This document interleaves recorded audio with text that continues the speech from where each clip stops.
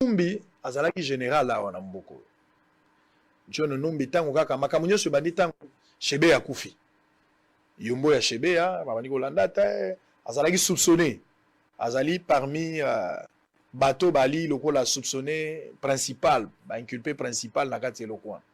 John Numbi a monanité na heure ya Kabila quand il fut président de la République bien sûr, il a été un peu aménagé, non ils a été tout ça bon finalement jugement moko salamate pour ba confirmer que charge dans la John Numbi. Et l'équipe et ko sala que président de la République ya sika Félix Tshisekedi azui bokonzi tango ko sala makambo remaniement a signé mo ordonnance John Numbi atikali ka coopérant place moko bati été fallait ba sala ko remise et reprise na saluer ndeko nanga Barnabé ko aza na prison azolanda biso o tozo réclamer ba bimisa ba Barnabé ba bimisa mama Saro il faut ba bima parce que ba umeli mikolo belé alors tango John Numbi faut ba sala remise et reprise ali ko sala remise et reprise te makambo eleki ndenge lekaki John Numbi finalement akimi ye moko kwa akimi toyebita akimi la nini John Numbi akimi bazoluka bakanga ye na minute azo mona na te siko bakei kotala moko ya bandako ya John Numbi pasi na kati bakuti bibembe en croire cette vidéo bakuti bibembe na congélateur neni mutu akoza na motema kamati mutu atie na kati ya congélateur je parie fort que peut-être procédure ya koboma bango zalaki bakoti na congélateur bakangeli malili ya koboma oka kuna na kati je ne sais pas qu'est-ce qui s'est passé mais pe ba dossier ya ndenge na ndenge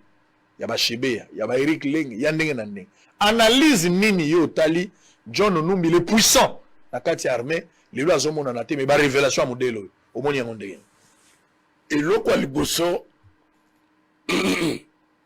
na lobaki yango bien avant ne veille patriotique et ça d'abord loko ya kozo mutu général na moment c'est une formation à ta militaire ah oui c'est électronicien général colonel ne biseko que na kutena ndeko moko ngana bibie kasaye aéroport ngana kitina avion ya telemi na bato asala bato tourner kaka boy ah Nathalie mais oh Kayembe oh aso changa boy les cas bato bayi baté ah lena mundo wana natiki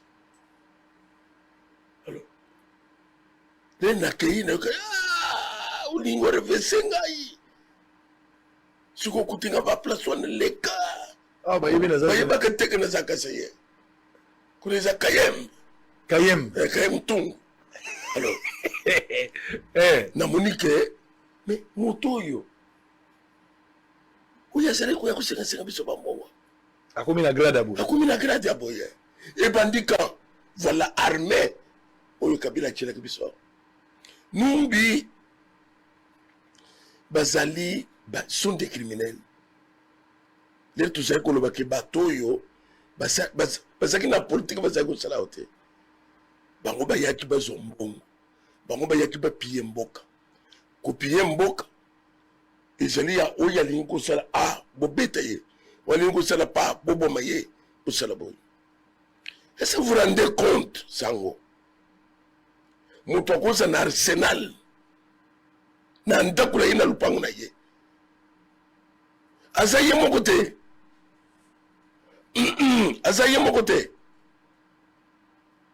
même ba parcelle ya bakayimbi ya kufyoy balandele ba parcelle nyozwana lero soka basolo bake to ko embrasser viloy il comptait sur babiloko na bango obecheche na mapango na bango mais na moment na est basolo ka ba arme mais botala ba arme zana ndaku ya mutu afani na yango kaka ya kusala batu mabe deux nana zo kamo congolais où il y a cause jusqu'à présent sima ya batoy oza sima na bango na bona nini talanda ku ya mutu dossier ya Kabila le père o ba sambis o liaison na tribunal militaire ou soit ya bisoy ezana ndaku ya mutu on nous parle de quelque chose sur bango bazakina ya bundu ja Congo oyo biso tozala kolanda na télévision. C'est pour cela même biloko akomona ça bango nano bavérité kobima bato okamo. Donc bundu dia Congo dossier kuna ya bundu dia Congo likambo kokamo. Papa nene biteke lenga zaka na ngola nene biteke lenga akima Eric Lenga so bato so bebi akima po jour Eric azokima toza na ba information hein. Akomi ma Njili akomi quartier bazo sala reportage un coup d'état raté tozolanda ye sikoyo ya zwi direction boy kuna bazolongola miso mais bazosala bino mascarade akomi kote ya Ferbois koto bakati munoko bakosila congélateur bisino akimi à traverser. Ce sont des criminels. Mais makambi akosala marche yango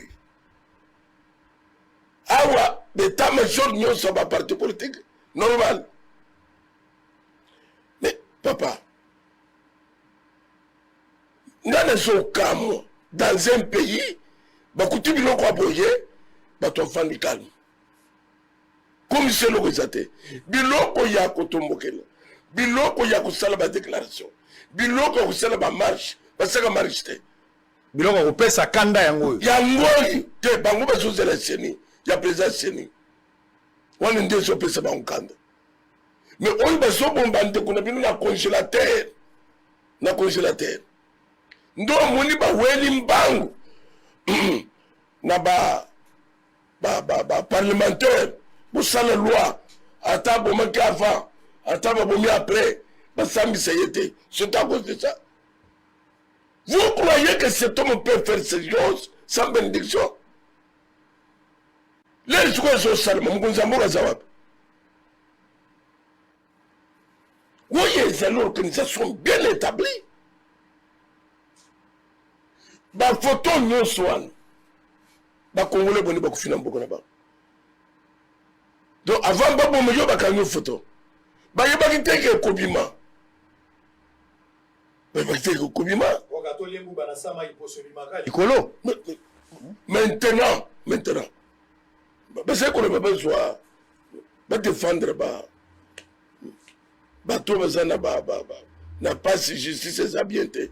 Nenga yewana Erikeleng ba photo cabinet fonga makia besoin na bureau juridique ba fongola ki ya mama ya mama besoin ba défendre Erikeleng.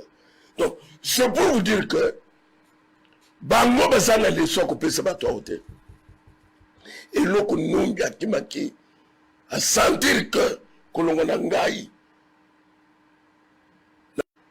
est-ce que ya zalaki na ndako kakoyo balandela bandako nyonso non seulement bango balandela même na bapoto soki ezalaki makambo ya bwebimi baprocureur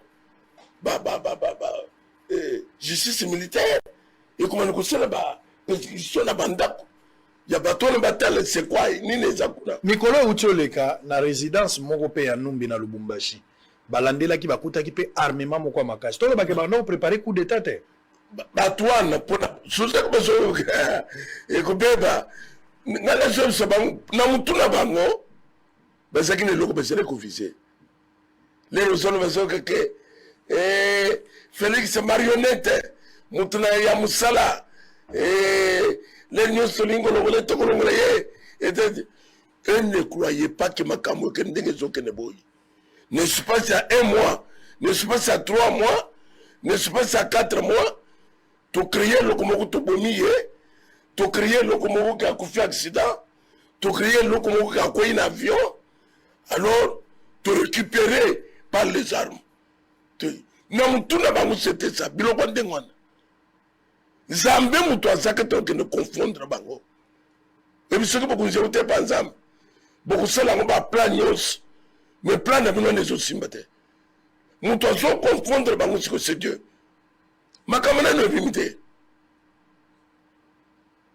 Bango no kola baseki ba metteur en scène zamba kubimisa bango tiba ukamu. Lelo ba kwanga ne ke ba bomaki chebete. Puisque baseki kwanga na nena kuanga lisusu ese bakuanga nekebese koboma bato te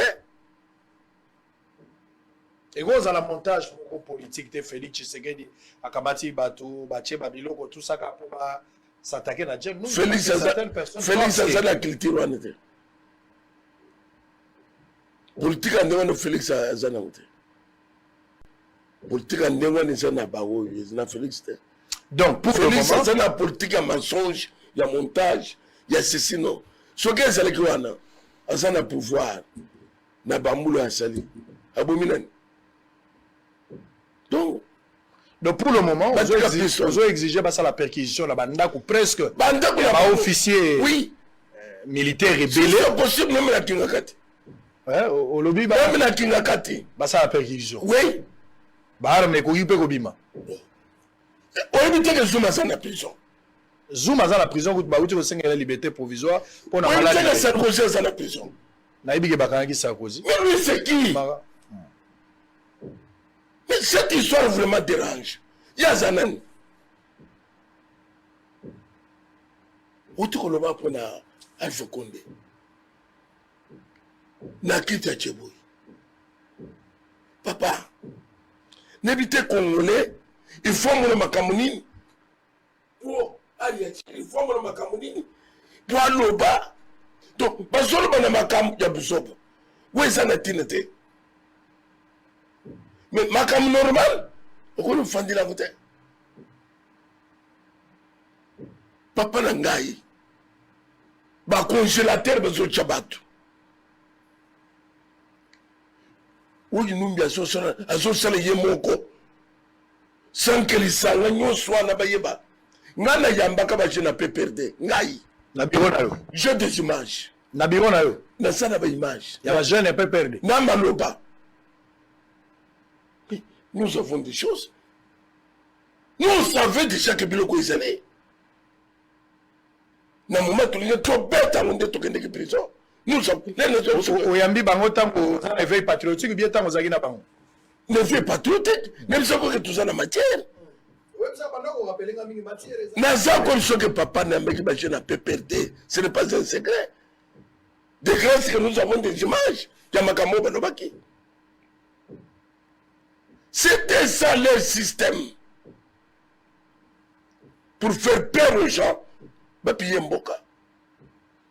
ce sont des dossiers très sensibles. Dossier à Chebea, dossier à Bazana, dossier à Bundudia Congo Massacre, dossier à Eric Lenge. Ça, c'est un dossier très sensible.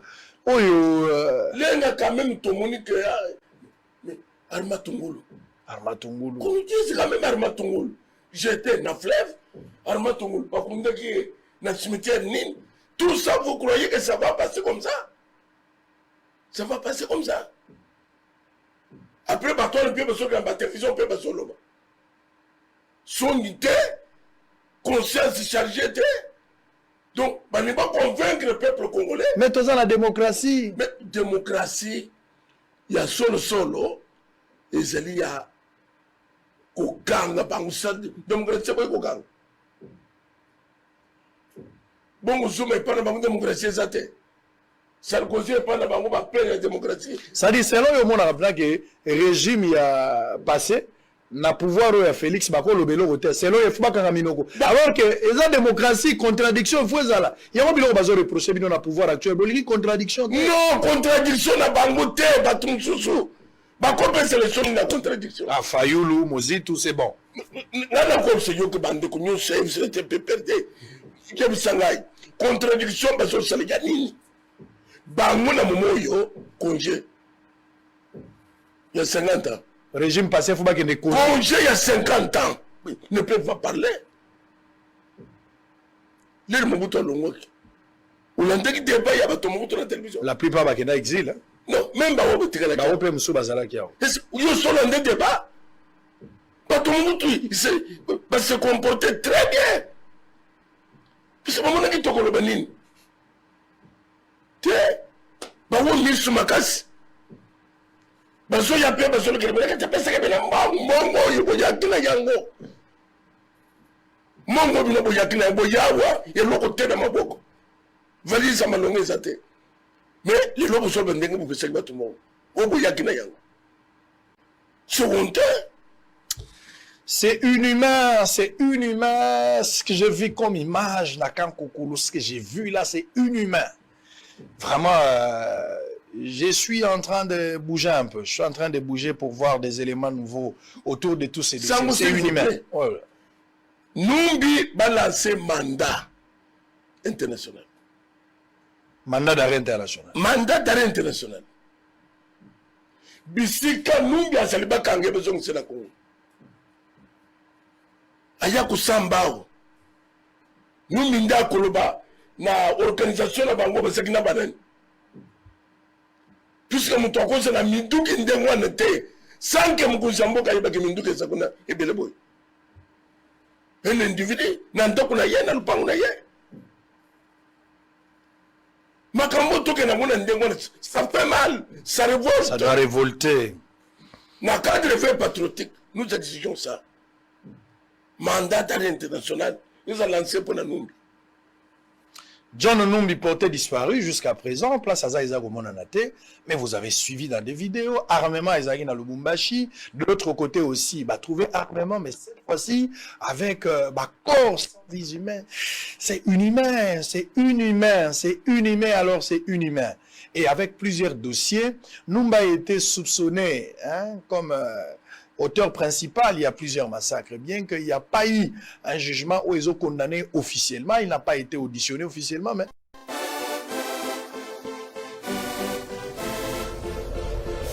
Pour baisser des services de qualité, les chercher barrière, Jaspo est arrivé pour un service meilleur, venez nous visiter, avec Jaspo RDC, venez les tasserais. Service de qualité, toujours meilleur.